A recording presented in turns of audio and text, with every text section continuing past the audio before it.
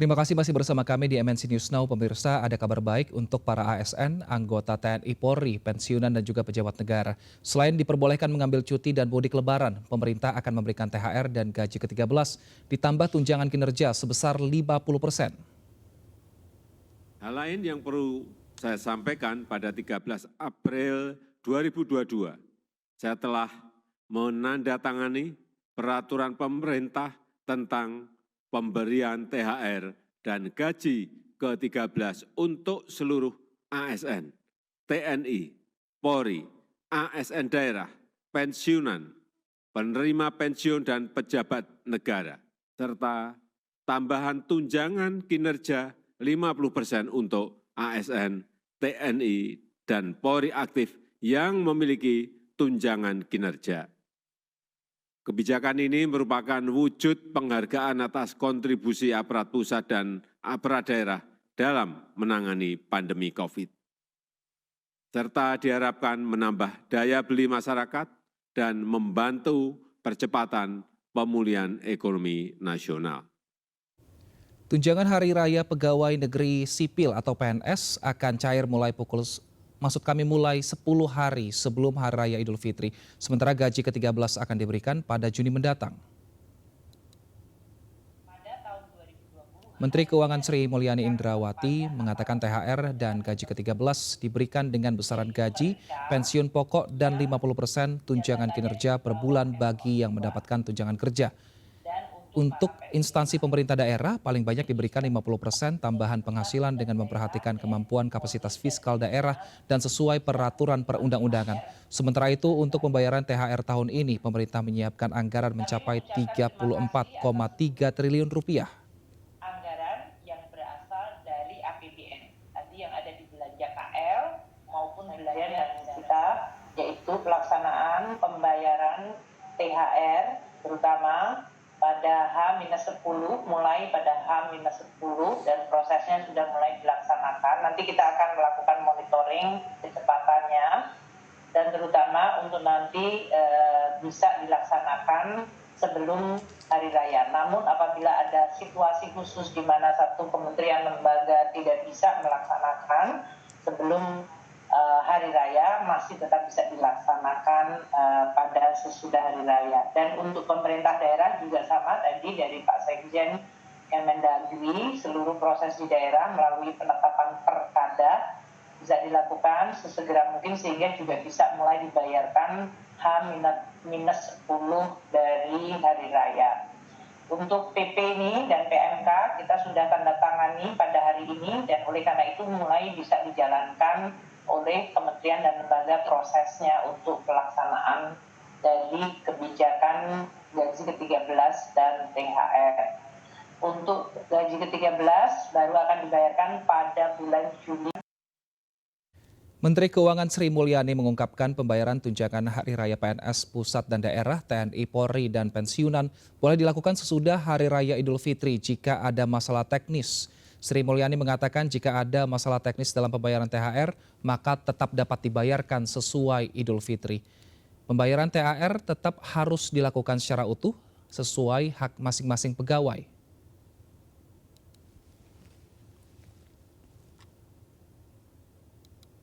Setelah 2 tahun kali ini pemerintah resmi akan membayarkan THR, PNS, ASN, dan TNI Polri lengkap dengan tunjangan kinerja. Kebijakan tersebut diharap dapat meningkatkan pertumbuhan ekonomi pada kuartal kedua.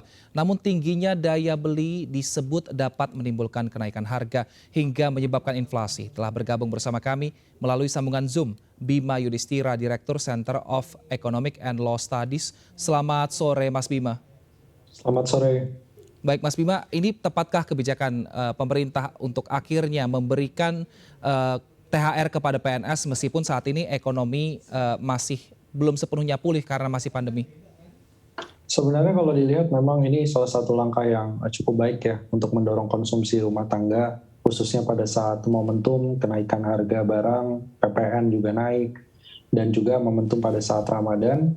Kita tinggal kalikan saja, sekarang ini ada kisaran 4 juta ASN di seluruh Indonesia, baik pemerintah pusat maupun pemerintah daerah, dan kemudian dikalikan satu ASN ini menanggung 3 orang anggota keluarga. Jadi ada 16 juta orang yang mendapatkan langsung manfaat dari THR. Dan ketika 16 juta orang ini serentak melakukan belanja baik di level Jabodetabek, kemudian di daerah-daerah, khususnya pada saat mudik lebaran, maka di satu sisi akan meningkatkan perputaran ekonomi. Itu kenapa diperkirakan ada 250 triliun jumlah uang beredar pada saat lebaran 2022. Angka ini naik 60%, jauh lebih tinggi dibandingkan pada lebaran tahun lalu. Jadi memang ada efek langsung pembayaran THR dari ASN. Tapi yang lebih menarik lagi adalah bukan hanya ASN, yang bisa mendorong ekonomi jauh lebih tinggi lagi adalah dari sektor swasta. Jadi selain memastikan ASN pencairannya tepat waktu, di sektor swasta juga harapannya pengusaha membayarkan THR kepada karyawannya tepat waktu juga dan secara penuh. Karena dari 130 juta orang yang bekerja di Indonesia, dikurangi 4 juta tadi ASN, maka 126 juta lebih ini adalah pendorongnya di sektor swasta, baik formal maupun informal. Jadi ini yang diharapkan pemerintah juga tidak hanya berpikir soal ASN, THR-nya naik, tunjangan kinerjanya naik misalnya, tapi juga bagaimana regulasi ketenaga kerjaan di sektor swasta ini juga bisa dipenuhi oleh para pengusaha tahun ini.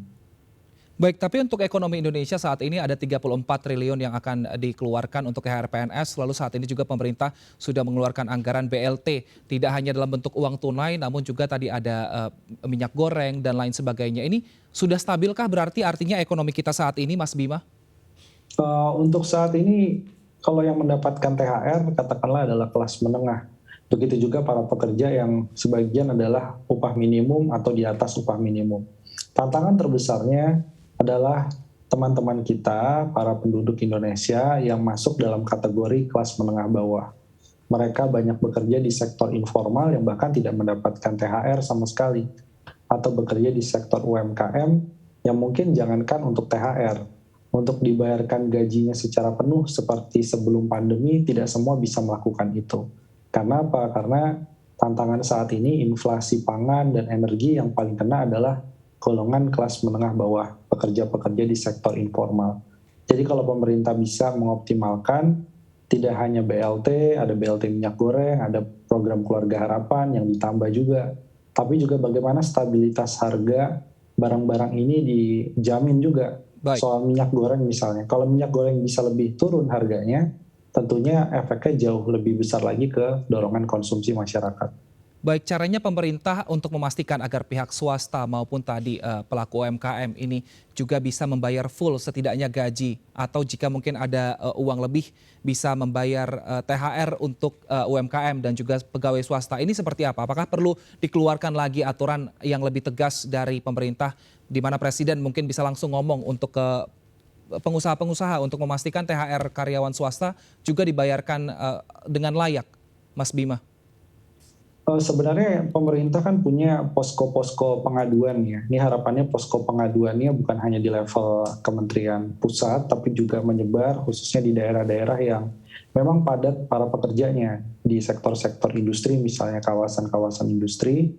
Nah, dari sisi posko pengaduan THR ini, yang lebih penting lagi adalah bagaimana caranya agar prosedur pada saat pengawasan sampai pengusaha mau membayar THR itu juga dipersingkat. Karena kasus-kasus sebelumnya meskipun sudah ada posko pengaduan THR, tetapi panjang itu. Bagi pekerja misalnya menemukan ada perusahaan yang membayar THR-nya masih setengah atau tidak mau membayar THR padahal mampu, itu bisa sampai perselisihan hubungan industrial, bahkan tidak sedikit yang berakhir di Mahkamah Agung. Karena panjang sekali baru setelah Lebaran lewat, kalau memang gugatan pekerja dimenangkan, pengusaha membayar THR-nya. Nah ini jadi pelajaran penting bahwa prosedur pengawasan, prosedur pengaduan yang lebih singkat itu harusnya bisa dilakukan. Jadi memang perlu ada reformasi beberapa regulasi terkait dengan THR.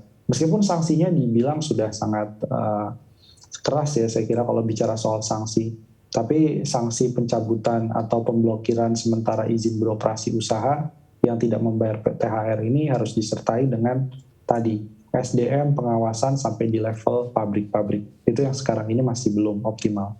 Nah, memang pengawasan ini sulit dilakukan karena memang ada beberapa perusahaan di Jakarta yang tahun lalu saja untuk THR tahun lalu hingga saat ini belum dibayarkan kepada pegawainya dan juga ada yang masih dicicil dan juga ada yang sudah lunas namun ada yang belum lunas. Nah, untuk agar tidak terulang kembali di tahun ini sehingga benefit yang diterima dari kebijakan pemerintah ini bisa sama.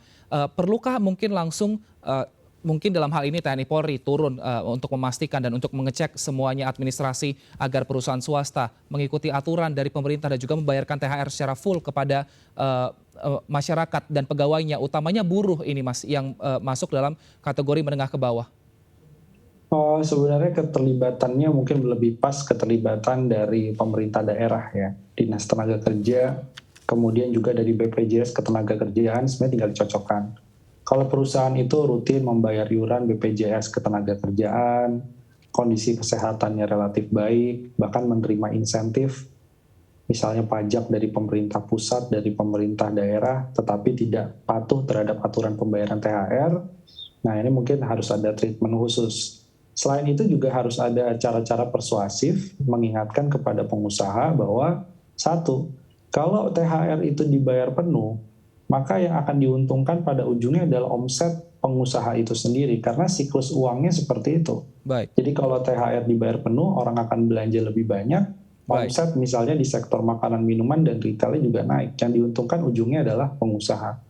Baik, nah biasanya seperti itu daya beli naik, lalu ada kemungkinan juga untuk menimbulkan kenaikan harga sehingga menyebabkan inflasi. Seberapa besar mungkin kemungkinan hingga nanti daya beli masyarakat yang meningkat ini secara signifikan di musim Lebaran ini, mungkin nggak meningkatkan inflasi yang cukup signifikan, Mas Bima?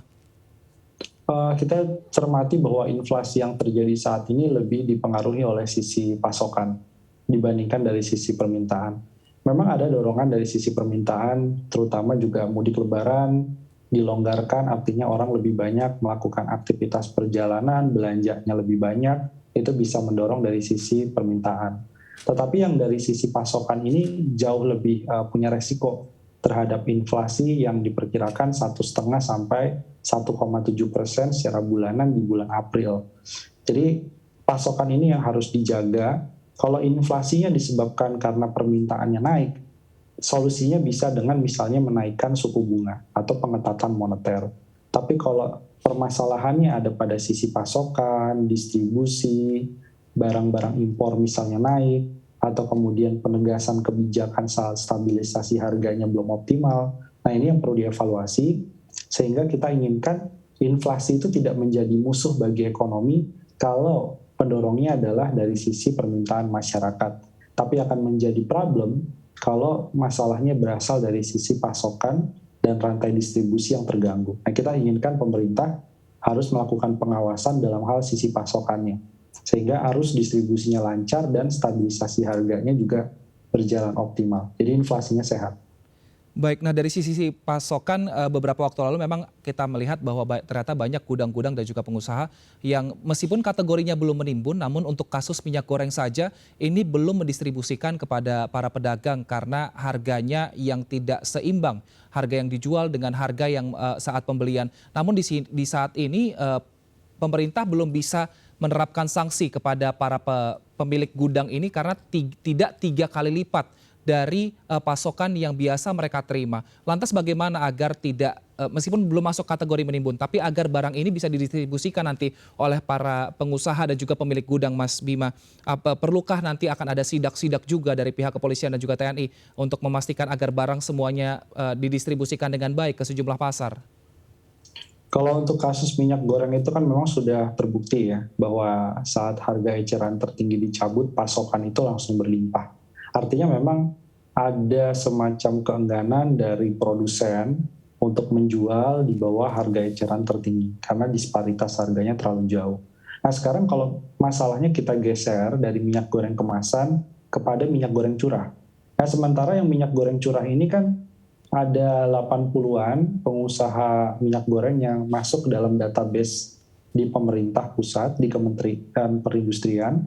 Ini harusnya bisa dilakukan analisa dari data-data tadi mana produsen yang memang sudah berkomitmen tapi tidak mau melakukan realisasi produksi atau distribusinya.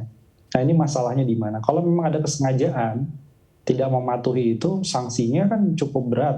Salah satunya adalah pencabutan izin ekspor, tidak bisa ekspor misalnya, atau kemudian ada bahkan sampai penyitaan kalau memang dilakukan penimbunan secara sengaja. Jadi artinya di beberapa rantai distribusi minyak goreng harusnya dilakukan pengawasan. Sudah ada satgas gabungan yang harapannya memang bisa melakukan penindakan. Tapi kalau itu tidak berfungsi berarti masalah utamanya adalah pada sisi produsen. Dan di produsen ini harus ada sanksi yang cukup keras. Bahkan kalau perlu pemerintah bisa mendorong percepatan proses penyidikan kartel misalnya di KPPU soal minyak goreng, sehingga ada efek jerak yang berani memainkan harga, berani memainkan stok secara bersamaan dan sengaja, maka dijatuhi sanksi denda dan bahkan pencabutan izin usaha secara permanen. Itu mungkin harus ada solusi finalnya. Baik, kita tunggu solusi final dari pemerintah mengenai minyak goreng itu, tapi juga kita lihat di pasaran saat ini memang jelang Ramadan, jelang Lebaran, harga-harga memang biasanya naik, tapi ini sudah terjadi dari awal Ramadan, bahkan 1 bulan sebelum Lebaran. Mas Bima, ini lantas bagaimana mungkin pemerintah menanggapi hal ini? Memang saat ini sudah ada tadi THR yang akan diturunkan, namun ternyata kenyataan ini sudah dirasakan dari awal Ramadan. Ya, ini kenaikan harga beberapa kebutuhan pokoknya sudah terlalu lama saya kira. Jadi 4 bulan, 5 bulan terakhir yaitu baru minyak goreng, belum kedelai. Ke depan ada jagung, kemudian ada gula juga. Jadi artinya sekarang ini pemerintah selain membenahi tata kelola, tata niaga pangan, yang lebih penting lagi adalah subsidi energi dan subsidi pangan ini di dalam APBN harus ditambah. Bahkan kalau perlu ditambah signifikan di atas 50%. Contohnya, kenapa ada hubungan pangan yang naik dengan kelangkaan solar di daerah-daerah di luar Jawa? Karena angkutan makanannya, angkutan pangannya, sayurannya itu menggunakan solar. Sehingga kalau solarnya kemudian terjadi kelangkaan atau subsidi energi solarnya terganggu, harga pangan yang diterima ke konsumen akhirnya juga akan lebih mahal. Jadi memang ini multifaktor, tapi setidaknya yang pemerintah bisa lakukan, kalau itu masalahnya adalah pada gangguan distribusi dari impor, maka harus segera mencari negara alternatif impor yang siap. Kemudian kalau masalahnya adalah distribusi pangan di dalam negeri, seperti angkutan logistik yang terganggu solar, maka pemerintah harus memastikan ketersediaan solar itu memadai dan jangan sampai terjadi antrian yang berlebihan. Dan yang ketiga tentunya adalah bantuan-bantuan sosial bagi masyarakat yang memang membutuhkan di tengah tekanan yang tidak mendapatkan THR misalnya. Nah ini adalah salah satu strategi jangka menengah setidaknya. Karena kalau kita bicara jangka panjang, tentu kita harus evaluasi bagaimana soal produktivitas pangan kita, bagaimana soal banyak hal ya, regenerasi petani. Tapi itu jangka panjang. Jangka pendek dulu adalah stabilisasi harga dengan saran-saran yang tadi diberikan. Baik, sambil menunggu solusi dari pemerintah untuk warga sendiri, sebaiknya apa yang harus dilakukan warga mengingat saat ini harga di berbagai sektor ini masih juga tinggi, Mas Bima? Ya, saya kira masyarakat harus melakukan 3 hal ya. Yang pertama tentunya kita harus punya nafas dalam jangka panjang. Artinya pasca Lebaran ini tantangan kenaikan harganya juga tidak akan berhenti. Pemerintah juga memperlihatkan bahwa indikasi Pertalite naik, kemudian LPG 3 kg naik, berarti masyarakat harus lebih banyak untuk berhemat, fokuskan belanja kepada kebutuhan pokok ya, makanan, minuman. Untuk kebutuhan yang sekunder, tersier, mungkin bisa diturunkan kelasnya. Kemudian yang kedua tentunya harus cari pendapatan sampingan sebanyak-banyaknya. Jadi masyarakat harus punya kreativitas, tidak bisa mengandalkan gaji pokok. Memang gaji pokok ada THR, kalau ada yang dapat THR. Tapi bisa bertahan berapa lama THR ini. Jadi harus cari pekerjaan sampingan. Kemudian yang ketiga adalah tentunya bagi kelas menengah yang masih punya kelebihan dana sekarang, saya minta tolong untuk berinvestasi. Berinvestasi di instrumen apapun, yang penting hasil dari investasi tadi bisa membuat aset tidak tergerus oleh kenaikan harga-harga barang atau inflasi. Baik, baik, baik. Cari pekerjaan sampingan untuk menambah pemasukan di masa saat ini dan untuk berinvestasi tadi juga diharapkan masyarakat tetap berhati-hati dalam memilih investasi agar tidak tertipu dengan penjahat-penjahat. Terima kasih Mas Bima Yudhistira, Direktur Selios. Salam sehat dan juga terima kasih Mas atas informasinya. Ya pemirsa, kami akan segera kembali dengan informasi menarik lainnya. Tetaplah bersama kami di MNC News Now.